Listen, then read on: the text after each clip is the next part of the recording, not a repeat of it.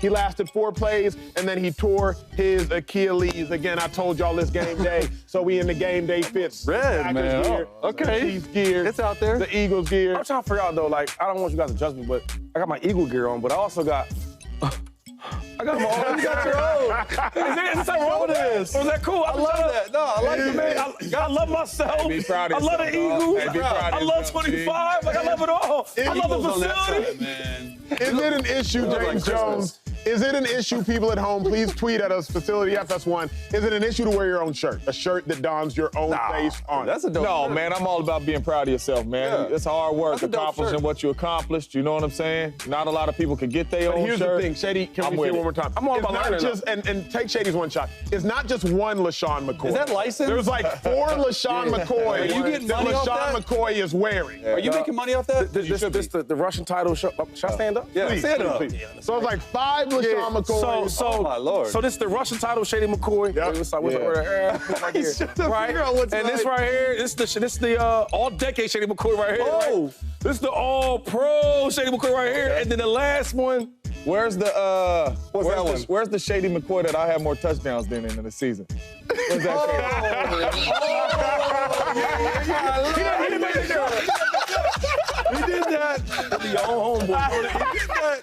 In 2012, James Jones led the NFL in receiving touchdowns. Well, Aaron Rodgers could wear a shirt that has a whole bunch of faces of himself on it because he's a 4-time, count it up, 1, 2, 3, 4-time MVP. But my favorite question of the day, it's the first question of the day, it's the facility. If y'all here, relax in your chairs, relax in your cubicles, turn the volume up on your phone. Like Shady said, get comfortable. We about to have some fun. If you're laying in bed watching this show, keep the volume down for a little bit so you can get the crusties out your eyes. If you booed up.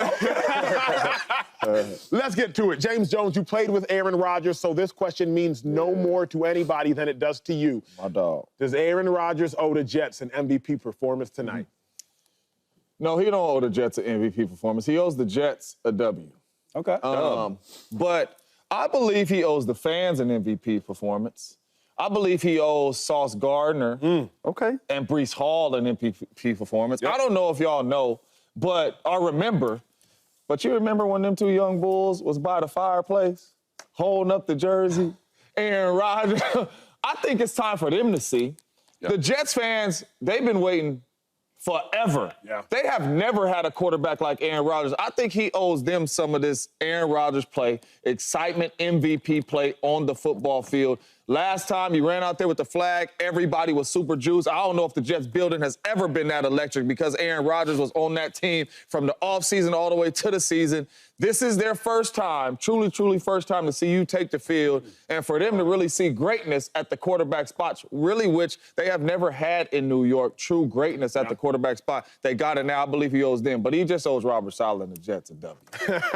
I like that take a lot. I think he owes Shady. I think he owes him an MVP performance tonight. Remember, Aaron Rodgers made the owner of the Jets fly across the country to meet with him in California. Then not only that, last year, Aaron Rodgers made the Jets acquire not 1, not 2, not 3, but 4 of Aaron Rodgers' former teammates. Remember, the Jets' offensive coordinator, Nathaniel Hackett, was a failed head coach. How did he land in New York with the Jets? Because by acquiring Nathaniel Hackett, you could acquire Aaron Rodgers. So Nathaniel Hackett was on the Jets because of Aaron Rodgers. Randall Cobb last year, plus Alan Lazard last year on the Jets because of Aaron Rodgers. The Jets are quite literally partially owned in the figurative sense, at least to some degree, by Aaron Rodgers. He owes them an MVP performance. Otherwise, what is he there for, Chase? Yeah, I totally agree. Aaron should be and needs to be the reason why the Jets win tonight. The number one reason. And through 2 weeks this season, let's see the graphic. It hasn't been good right now. Another one, huh? It's another one. It has not been good at all right now. Aaron Rodgers through weeks 1 and 2. Completions, only 31, right? 15.5 if you're a math savant at home per game. Fewest, okay? Attempts, fewest. He hasn't been asked to throw the ball out. Pass yards, 343 games through 343 yards through 2 games is not good. Pass rating is good. He hasn't been good through 2 weeks, and I'm not saying he can't be good. But I got to see someone else other than Garrett Wilson and Breece Hall step up. I got to see Mike Williams. Yeah, he gonna be there. I got to see Alan Lazard. I got to see Allen, that rookie 20-year-old. Braylon Allen. Braylon Allen, that running back go. And this is what I just go back to film and I go back to tape because that's how I am wired, and that's a quarterback. In watching the two first games, the first game I give hey, it was at San Fran, right? They weren't ready for it. Aaron's always struggled against San Fran. They had a good defensive scheme. Then you go to Tennessee, week 2, and I saw some plays, guys, that made a difference in the game. And those 3 plays, he checked to that corner route. Okay, he's at the line of scrimmage. He's seeing what the defense is doing. He's protecting the line of scrimmage. He's doing all the things. He checks to a corner route, okay, to Garrett Wilson. He throws Garrett Wilson, not on a corner route because the DB was going to undercut it. He throws him upfield. That was a dime. Okay, Breece Hall, check to that fade route in the red zone. Dime. He said, hey, I got a linebacker on me. What are we doing? Checks to the run away from nickel pressure. It seems easy stuff. Those are 3 plays, and the only 3 plays I've seen all season right now from Aaron Rodgers that proves to me you have what it takes to continue playing at a high level. Because remember, last time we really saw him play, okay, in 2022, the last 7 games of the year, it wasn't great. Yeah. It wasn't great. Yeah. So I just think he needs to be better. He needs to be MVP tonight. You know, when they acquired Aaron Rodgers from the Shady, let's talk about it, Shady. I said, you know what? He don't have to be Aaron Rodgers of the old, the MVP Aaron Rodgers, right? This got to win some games, be efficient, be that leader, be that guy. Because they had a good defense, good, solid running game, and I think Rob Saleh's a solid coach. He just haven't had the weapons and the quarterback to do it. But then, as I started looking at his resume in the last 20 starts, because I don't really like to talk about the old, but I guess we do that here. So let's talk about it. Yeah. His last 20 starts, he's only 10-10, right? So I mean, that ain't winning. That ain't winning. 500. The Jets fans, when they got Aaron Rodgers, they were so excited. Yeah. Yes, they were. Now look, I was born in Harrisburg, Pennsylvania, but all my family's from New York. They're from Queens, New York. Right? It was weird. Eagles and the Giants is weird. But they love the Jets. When he signed there, I had a million calls. Oh, my God, did you see Aaron Rodgers going to the... So, the city needs to see an MVP-type caliber game for Aaron Rodgers. Now, I'm not saying an MVP year. Yeah. But give these fans something to see. The last time you stepped in a home field with the Jets fans running with that flag, everybody was going crazy. Oh, my God. And he got hurt. So I need to see it, Acho, because the last time the Jets been 2-1 was 2015. So can I ask y'all a question? Why has it changed? Come on, man, get this dub. Why has it changed? Because all off season, we said this team runs through the defense. Yep. Right? Then I hear Chase talk and say, listen, man, Aaron Rodgers, he got to be better. He got to play at an MVP level. I thought we wanted the Jets to limit Aaron Rodgers' pass attempts, run the football, play good defense. Why has that changed now? Change for me. Because I feel like it's changing to Aaron Rodgers got to play at an MVP level for them to be a good team. Here's where I disagree, right? One, Chase is right. Defense hasn't been good. For tonight, you don't get a second chance at a first impression. And a first impression is a lasting impression. I'll never forget those 2 things. You don't get a second chance at a first impression. This is Aaron Rodgers' first impression at home. Quite literally ever. Yeah. Because remember, last year he played 4 plays. So this is his first impression at home. All of the Jets fans, I don't know how many that stadium holds, probably 68 or 70,000. All of them have been waiting for this moment. Yeah. We've all been waiting for him to walk out on stage, if you will, in that proverbial sense, and perform his hits. Tonight, I want to see an MVP performance. I don't care to see an MVP performance all season, but tonight I gotta see. What about this real quick though? What about when they got Aaron Rodgers? He gave everybody hope. Yeah. Right? Everybody. I'm talking about everybody. Yeah. Even his last year agreement, he didn't really play well. He still gave everybody hope when he went to the Jets. So my thing is, I'm not asking for the MVP year, Aaron Rodgers. But, dog, you give all these people hope. Get the fans some hope. Get the people on TV some hope. Because, right now, I do feel like that, Jez. I don't want to, be super conservative with Aaron Rodgers because he's not like a bridge average quarterback. I'm not saying that. So I'm saying, you don't have to throw for 300 yards every game and have 40 attempts. I don't want the Aaron Rodgers. But I do want you to give everybody hope because when you watch the Packers play, we watch the Jets play, do you really get that hope? Right? Because we haven't really seen it. He made some plays. Yeah. Give me that hope, though, that we don't believe. He gave you a little hope last week. Y'all saying, man, what is salad? I need a meal, James. What does an MVP performance look like? Now I'm with you, what you said all week. I think about 300 yards or 285 yards, 3 touchdowns. So it's 250, Acho. 250. Two tugs. 300. Right? And that. Hey, Jay, because you played with him, that 250, 2 touchdowns, and that little spin. You know what I mean? Flick and a little celebration. Flick of wrist. You sound confident. He ain't throwing for 300 yards. Because this is a better New England Patriots team that we've seen than anyone expected. I think New England was supposed to win 5 games right now. I think they're going to win more than that. Jacoby Brissett's playing well. That defensive mind, let's not forget, Gerard Mayo. Defensive, yeah. He's a head coach. Okay, he's a defensive coordinator too. So he's going to have a plan for Rodgers. I think that at the end of the day, this Jets offensive line, they got to be better. They got to protect Aaron Rodgers better. But you go back to your point, which I think is great. You got to see hope, and you can't wait until week 8 of the season. Correct. Like you got to show it early, national TV, right? Everyone in the world's watching. New York, you're home, you're with your guys. You get healthy. You get Mike Williams back, Alan Lazard. You got the guys. Defense got to play well, but this game is clearly on Aaron Rodgers. Just $5 bet that he throws for 300 yards. Oh my God! That's it. Time out.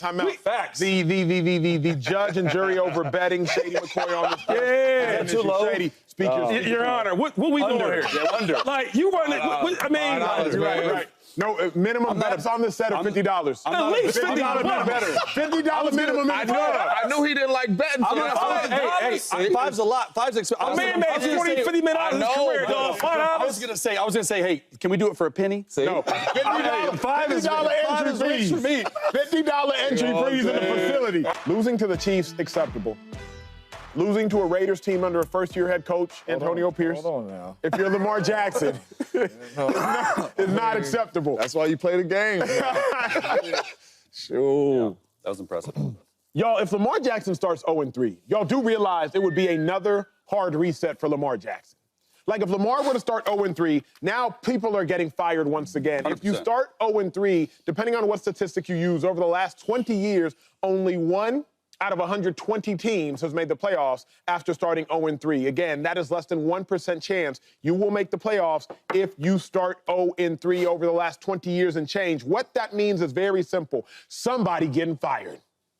Either Todd Monken, the offensive coordinator who was brought in for a fired Greg Roman to resurrect Lamar's playoff career, getting fired, or worse, Harbaugh, head coach, might be getting fired, or worse, OC, DC, offensive coordinator, defensive coordinator, and the head coach might be getting fired. If you start 0-3, you are not making the playoffs. So in what world can Lamar Jackson afford to start 0-3? Not in this world, I can promise you that much. James Jones, let's talk about the magnitude of this matchup. What would an 0-3 start mean for Lamar Jackson? Man, I don't want this for Lamar because I think an 0-3 start starts the conversation that we all don't want to hear. And it's going to be all the questions about Lamar Jackson that we don't want to hear. Yeah. Can he win with this style of quarterback play? Is he a passer? Should they kept Greg Roman? Is this the coaches last year they're 0-3? Can Lamar be a pocket passer and pass from the pocket? You trade this offensive coordinator and Greg Roman that ran the ball to this offensive coordinator to get the best out of Lamar Jackson, and we're about to start 0-3. We've put every piece we thought we possibly could put around Lamar Jackson, and he still has not found a way to get to the big game. If they go 0-3, it's going to be so many questions in that Baltimore Ravens area, facility, worldwide, and it's going to be all truly negative questions on Lamar Jackson. I think that is what is at stake at this game. They cannot start 0-3. Lamar Jackson has to deliver. Harbaugh has to deliver because they cannot start 0-3 because I believe we are going to get all them questions that we don't want to answer about Lamar Jackson. The 0-3 start means you're not making the playoffs. Let's just be clear about it. Like you said, the last 25 seasons, go back to 1990, 2.5% chance of making the playoffs. Since you start 0-3. I remember I started 0-3, or we started 0-3 when I was with the Saints in 2012, and the whole season spiraled. Like, I think we were 0-4. We won the four next games, but it's the lead in division is insurmountable. Like it just doesn't make sense to me at all. And I don't have, even if he starts 0-3, I don't have those questions about Lamar. I am fully a believer in Lamar Jackson. Like, I think he is a top 3 or 4 quarterback in the NFL.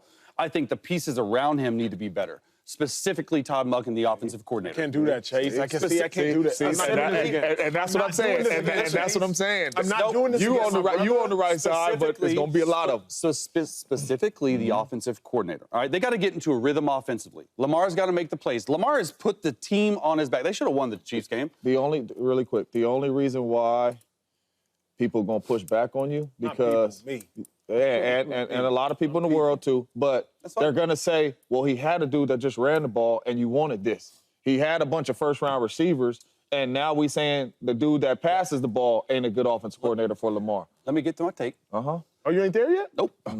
It's coming full circle. Okay? And the pieces Todd Monken, right? Like, you need to run the ball better. You need to feed Derrick Henry. You need to do the right things. Guys, I'm going to the defensive side of the ball.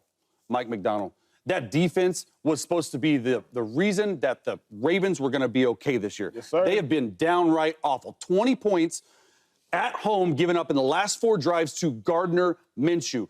The Ravens, the defense, that is their heartbeat. Not Lamar Jackson. You lose Patrick Queen. You don't want to pay him. Ronald Darby gone. Rock Ya-Sin. Geno Stone, who was second in the league in interceptions last year. Jadeveon Clowney. Tyus Bowser. Mike McDonald went to the Seattle Seahawks.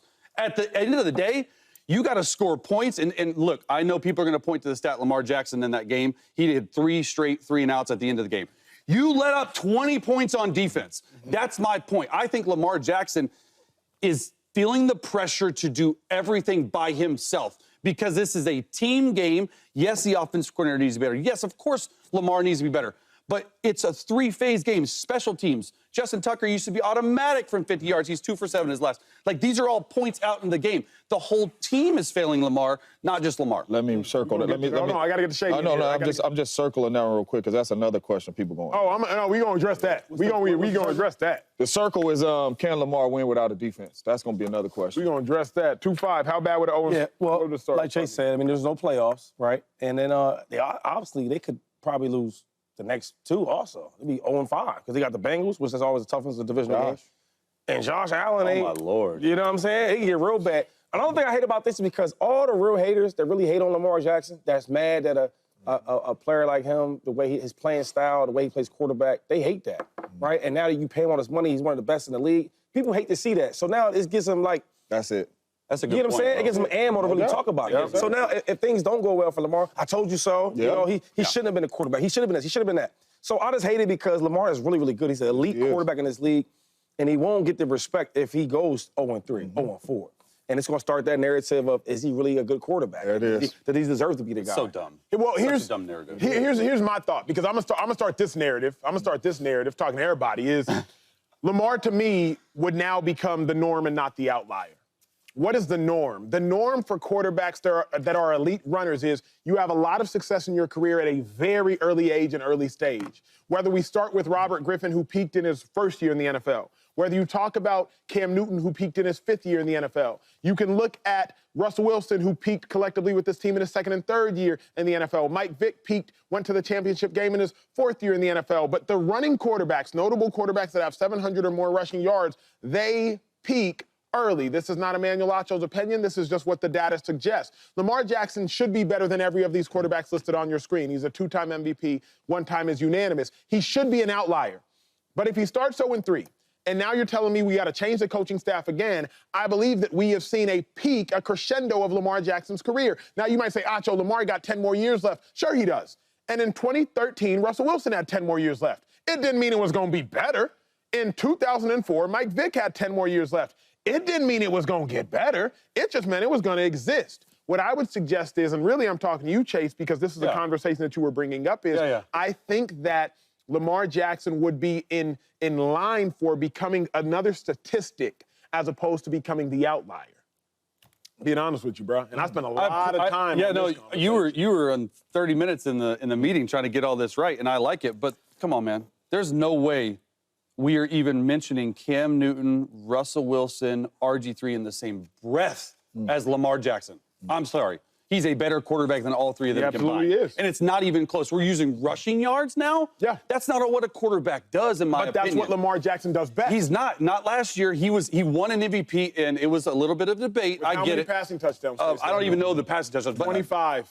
But when you look at what he's doing when Todd Monken actually came in, that's why I'm a little worried about the scheme. The scheme this year is not the same. Last year, it took them 4 or 5 games purely based off film to get started and get going in the right direction. Then all his receivers started making plays. They understood who they were as an offense. Guys, we're only 2 games into the year. You don't know who you are as an offense till 4 or 5 games in. Sure. So, but to your point, I think they could be 0-5. Right? But I don't know if that's all going to be put on Lamar Jackson. At what point do we hold the coach accountable? At what point do we hold the defense accountable? Everyone's got a piece of the pie here. Can I ask you a question? So you You think if they start 0-3, like Lamar has peaked, like you don't see Lamar getting better? Not that I don't see Lamar getting better. I don't see Lamar having more team success than he already has had. I already believe that. Right, I've said that before. Again, I look at data. I don't necessarily look at my feelings. I look at the facts. And the data suggests quarterbacks that are great at running but aren't necessarily as proficient as throwing, they have success earlier on in their career and not later on in their career, in large part because of wear and tear on their legs and the tread on their legs, the tread on their tires, and injuries. A lot of the quarterbacks I mentioned, Robert Griffin, injuries. Kyler Murray, what happened to him last year? Injuries. Jalen Hurts, what's happened to him the last 2 seasons? He's just so tough that you don't notice it. Jalen Hurts had a knee all year. Shady will tell you all about it. And the year before, if y'all remember, he had a shoulder. Injuries. What happened to Cam Newton? Injuries. What happened to Mike Vick? The reason Nick Foles replaced him in 2013 when Shady and him were teammates, injury, a hamstring. How'd he get a hamstring? Acho running off his own read, and Mike Vick is Mike Vick. So what I am suggesting is that quarterbacks who were that elite at running because of the tread they put on their legs, they don't have the same success as a Matthew Stafford who wins a Super Bowl at 34 or 35. So you're saying more is the injury part? That's primarily it. And if the most passing touchdowns Lamar's had in a season is 36. He did it once. Yep. He's going on his 7th season. On average, it's 27. So in the event Lamar Jackson is going to have to now not just, because he'll never lose it entirely, but you play with Mike Vick, I play with Mike Vick. In the event he'll have to become the elite pocket passer or the elite passer, now you're competing against other elite passers. I think the pushback is like, all these elite passers that's from the pocket, I mean, like how well do they do? Because like if we sit there and start naming guys, you name all these runners, which is cool. How many MVPs they got? But it's like, how many MVPs they got? Like who else is really that dominant from the pocket? It's only like 3 guys that's really killing it. Mahomes is out of the pocket. Josh is out of the pocket. Yeah, I mean, Burrow's always in pocket. He's always hurt. And he's and what he looking at, though? Tua is always. So I'm just thinking, like, all these the top dudes we're kind of like trying to compare with Lamar is like, who else is in the pocket that's really killing? That's a good point. I guess what it suggests, the better way to say it is this. If you still have the ability to light it up with your air. Because Josh Allen can run. But Josh Allen can also throw for 4,500 yards. I see what you're getting at. You feel me? Like, if the legs are going, can you still throw from the pocket? Can you still throw? Cam Newton ain't throwing for 5,000 yards in a season. Yeah. Mike Vick wasn't throwing for 5,000 yards a season. Jalen Hurts, the most passing touchdowns he's had in a season, I believe, is 23. He not throwing for 5,000 yards in a season. So I don't mind if you can run, as long as your running ability doesn't undermine your passing ability. And where I'm worried about Lamar Jackson, if you start 0-3, now like Chase talking about, wait, we might need a new OC, we might need this, we might need that. Yes, I just want to ask one more point, though, right? What about the stats out of it and just winning, right? Because like even these guys that's throwing for all these yards, are they winning? Are they getting Super Bowls? Are they getting to AFC or NFC championships? Like all that stuff. Because I look at stats, one part, and I look at what are you actually doing, like winning-wise, team-wise. You know what I'm saying? And a lot of them dudes in the pocket, like we can say her name, like, are they winning? You know what I mean? And I think that the one knock on Lamar is he doesn't have a Super Bowl. A dude like Phillip Rivers, I think he's a phenomenal player, right? He was super nice, right? And he wasn't really running. He was putting up numbers, but they weren't really winning. I could just go down the list of dudes. Drew Brees. Hell of a player, super nice. They didn't really run. Won one Super Bowl. That was it. You get it? So I can go down the list. All these. I mean, your boy's kind of mobile, Aaron Rodgers, but God, he's only even been there once. He don't even, he knows what one confetti looks like. That's it. Conversation going good. You get what I'm saying? So like, it's always. I'm playing a lawyer role. Like if I'm going back, right? I guess I'm waiting for somebody to break the trend, and I thought it would be Lamar Jackson. And that's why I say that's going to be the questions. Because we all were sitting here like, ooh, Lamar's the one. Two-time MVP, AFC championship, like Lamar's the one. That's how we. So now it's just going to open the conversation, like Shady said. Can he do it? Yeah. It's going to be a lot of questions. Can he do it? Can Lamar Jackson win? Can he do it without a good defense? Can he do it with this offense coordinator, that offense? It's just going to be a lot of questions if he starts 0-3 that we are going to have to answer. And it look like me and you are going to have to be arguing with Acho. He's a top 3 or 4 quarterback. What up, YouTube family? Welcome to the facility. Thanks for watching, and you better be sure to hit that subscribe button if you want to get more highlights from the show and all of our exclusive content.